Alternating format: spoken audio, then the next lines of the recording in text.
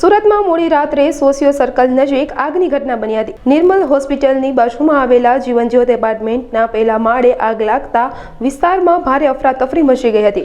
આગની જાણ થતાં જ 3 ફાયર સ્ટેશનની 6 ગાડીઓ તાત્કાલિક ઘટના સ્થળ પર દોડી આવી હતી અને કુલિંગની પ્રક્રિયા હાથ ધરી હતી। આગના કારણે એપાર્ટમેન્ટના પહેલા માળે આવેલી સ્ટોક માર્કેટની દુકાનોનો સામાન બળીને ખાખ થઈ ગયો હતો। સદનસીબે આગની ઘટનામાં કોઈ જાનહાનિ થઈ નથી। ફાયર અધિકારીએ પ્રાથમિક અનુમાન વ્યક્ત કર્યું છે કે દુકાન शॉर्ट सर्किटना कारणे आग लागी होई शके छे। विजय पटेल निर्मल होस्पिटल बाजू में सिविल 4 रस्ता ने बाजू में निर्मल होस्पिटल है। जीवन ज्योत एपार्टमेंट है तेनी अंदर आ घटना बनेली थी अने स्टॉक मार्केट नी दुकान है आई रही एने पहला माळे छे एनी अंदर आ घटना बनी थी।